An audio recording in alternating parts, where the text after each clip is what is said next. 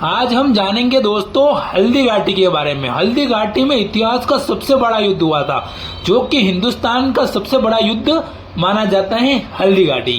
हल्दी घाटी राजस्थान के राजसमंद जिले में नाथद्वारा से करीब 16 किलोमीटर दूरी पर पड़ती है। यहाँ पर एक विशाल युद्ध हुआ था, जो मुगल बादशाह अकबर और मेवाड़ के महाराजा महाराणा प्रताप के बीच में यह युद्ध हुआ था हल्दी घाटी का। और हल्दी घाटी का युद्ध हुआ था 18 जून 1576 के दिन हल्दी घाटी का एक विशाल युद्ध हुआ था। यह युद्ध क्यों हुआ था, इसके बारे में जान लेते हैं। यह युद्ध हुआ था, मुगल बादशाह अकबर चाहता था पूरे हिंदुस्तान के अंदर मुगलिया परचम लहराना, यानी कि हिंदुस्तान पर राज करना। तो उस समय मेवाड़ के राजा महाराणा प्रताप ने स्पष्ट तौर पर मना कर दिया कि मैं कभी भी किसी भी राजा की या किसी भी शासक की अधीनता स्वीकार नहीं करूंगा। मेरा मेवाड़ हमेशा ही स्वतंत्र रहेगा। जब महाराणा प्रताप राजा बने थे, उस समय लगभग अकबर की अधीनता स्वीकार कर ली थी बहुत सारे राजाओं ने। सिर्फ एकमात्र महाराणा प्रताप ने ही स्पष्ट तौर पर मना कर दिया था मुगल बादशाह अकबर को कि मैं तेरी अधीनता कभी भी स्वीकार नहीं करूंगा।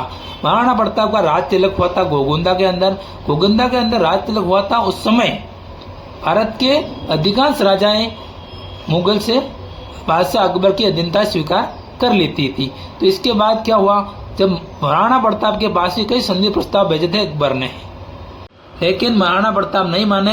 उन्होंने स्पष्ट तौर पर मना कर दिया था, जिसके कारण हल्दी घाटी में एक विशाल युद्ध हुआ था। इस युद्ध में लगभग मुगल बादशाह अकबर के सैनिक लगभग 80,000 के लगभग बताए जाते हैं, और महाराणा प्रताप मेवाड़ के राजा के सैनिक लगभग 15,000 बताए जाते हैं। इसमें से महाराणा प्रताप का भील छाती ने महाराणा प्रताप का बहुत ही साथ दिया था। इसको राणा पुंजा की सेना के नाम से जाना जाता है। और मुगल बादशाह अकबर के बीच में यहाँ पर एक विशाल सेना थी। उसके आगे महाराणा प्रताप के लगभग 15,000 सैनिक थे। उसमें लगभग 1 लाख के लगभग दोनों सेनाओं के मध्य में युद्ध हुआ था। यह युद्ध लगभग कम से कम 3 से 5 किलोमीटर की व्यवधि में हुआ था। हल्दी घाटी से लेकर रक्ततलाई तक यह एक विशाल युद्ध हुआ था। इस युद्ध में अगर सबसे ज्यादा साथ दिया है तो महाराणा प्रताप का भील सेना ने, उसको राणा पुंजा की सेना का कहा जाती है। आज भी इतिहास के अंदर राणा पुंजा का नाम अमर है। राणा पुंजा की हर वर्ष जयंती भी निकलती है, इसलिए राणा पुंजा भी इतिहास के अंदर अमर हो गए हल्दी घाटी युद्ध के कारण। इस युद्ध में महाराणा प्रताप के जो सेनापति थे वो काबुल के पठान थे हकीम का सूर, और अकबर के जो सेनापति थे वो जयपुर आमेर के महाराजा मान सिंह थे।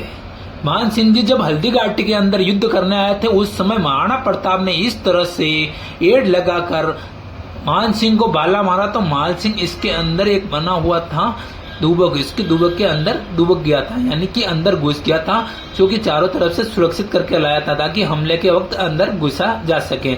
अगर उस समय अगर अंदर नहीं घुसता तो यह हल्दी घाटी का युद्ध यहीं पर समाप्त हो जाता और महाराणा प्रताप की पूरी तरह से विजय हो जाती। तो उसमें क्या उस समय क्या हुआ कि नीचे उतरते समय महाराणा प्रताप की घोड़े की टांग कट गई थी, जिसकी वजह से चेतक घायल हो चुका था। तो उस समय क्या होगा, जाला मन्ना आगे आए, और जाला मन्ना आगे आने के बाद उन्होंने कहा कि प्रताप आप यहाँ से सुरक्षित निकल जाइए। जब तक राजा जीवित है तब तक प्रजा जीवित है, प्रजा है, प्रजा का भरोसा है। अगर राजा ही मर गया तो समझ लो रमज के मेवाड़ पूरी तरह से हार जाएगा। इसीलिए तुम्हें यहाँ से किसी भी हालत में निकलना ही पड़ेगा। तब जाला मन्ना आगे आया, और जाला मन्ना आने के बाद उन्होंने महाराणा प्रताप का रोल अदा किया।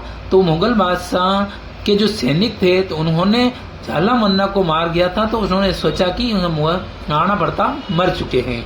इसके बाद महाराणा प्रताप चले गए वहां से जंगलों के जाने के बाद उन्होंने घास की रोटी खाई, लेकिन उन्होंने कहा कि जब तक मैं अपने देश को स्वतंत्र नहीं करा लेता तब तक मैं कभी नहीं किसी थाली में भोजन नहीं करूंगा, नहीं किसी सैया पर सोऊंगा।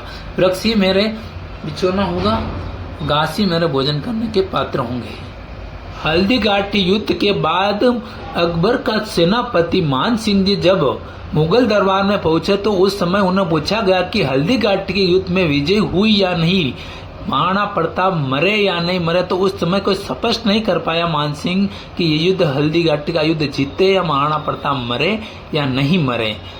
इसीलिए उन्होंने अकबर ने मान सिंह जी को उन्होंने दरबार में नहीं आने का पाबंदी लगाती थी। क्योंकि यह हल्दी घाटी का युद्ध पूरी तरह से नहीं जीत पाया था। मान सिंह जी ने वचन दिया था कि मैं हल्दी घाटी का युद्ध जीत कर दूंगा, तो यह पूरी तरह से नहीं जीत पाए, इसीलिए उन्होंने दरबार से पाबंदी लगा दी। अगर हल्दी घाटी का युद्ध जीतते तो वह पाबंदी नहीं लगाता। इससे यह स्पष्ट होता है कि हल्दी घाटी का युद्ध उस समय उन्होंने नहीं जीत पाए। जंगलों में रहने के बाद महाराणा प्रताप के पास दानवीर शिरोमणि बामाशाह 25 लाख अयोध्या लेकर आते हैं।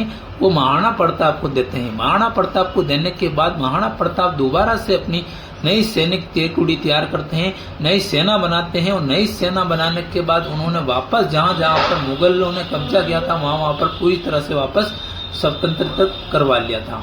महाराणा प्रताप ने कहा कि अभी तक अपने हार नहीं मानी है, मैं पूरी तरह से मेवाड़ को स्वतंत्र कराकर ही रहूंगा। यानी कि हल्दी घाटी का युद्ध उस समय समाप्त नहीं हुआ था, यानी कि वो दौर चल ही रहा था युद्ध का। उनके महाराणा प्रताप ने तन और मन से हार नहीं मानी थी और महाराणा प्रताप ने वापस दोबारा से नई सेना बनाकर उन्होंने पूरे मेवाड़ को स्वतंत्र करवा दिया और चावंड में अपनी नई राजधानी स्थापित करी थी, वापस से शासन करना स्थापित कर दिया। ये जो आप स्थान देख रहे हो दोस्तों, यहाँ पर लिखा है बादशाही बाग। ये हल्दी घाटी दर्रे से लगभग 3 किलोमीटर दूरी पर स्थित है बादशाही बाग। इस बादशाही बाग में जब अकबर की सेना युद्ध करने आई थी तो उस समय यहाँ पर पड़ाव डाला था, इसीलिए यहाँ पर एक गार्डन बना हुआ है, इसको बादशाही बाग कहते हैं। ये रियल जगह है। और ये जो आप देख रहे हो दोस्तों गेट वाली जगह, जैसे आप अंदर जाओगे इसको रक्तलाई के नाम से जाना जाता है। रक्तलाई के नाम से इसीलिए जाना जाता है क्योंकि हल्दी घाटी का युद्ध हुआ था, उस समय कई सैनिक मर चुके थे और सैनिकों के मरने के बाद तुरंत थोड़ी देर बाद बारिश आई थी। बारिश आने के कारण खून और पानी दोनों मिक्स हो गया था। इसके बाद जहां पर युद्ध हुआ था बादशाही बाग से लेकर यहाँ रक्तलाई तक युद्ध हुआ था, वहां तक पानी मतलब ढलान होने के कारण पानी यहाँ तक पहुंचता था, तो पानी खून और पानी दोनों से इकट्ठा होने का यहाँ पर एक छोटा तालाब भर गया था, जिसको रक्तलाई के नाम से जाना जाता है। यही पर हल्दी घाटी का युद्ध समाप्त हुआ था। महाराणा प्रताप की मां जयवंताबाई ने महाराणा प्रताप के अंदर बचपन से ही देशभक्ति कूट कूट कर भर दी थी, इसीलिए कहा जाता है कि बच्चे की प्रथम शिक्षक उसकी मां होती है। महाराणा प्रताप का जन्म 9 मई 1540 को कुंभलगढ़ में हुआ था और महाराणा प्रताप की मृत्यु 19 जनवरी 1597 को 57 वर्ष की आयु में चावंड में महाराणा प्रताप की देहांत हो चुका था।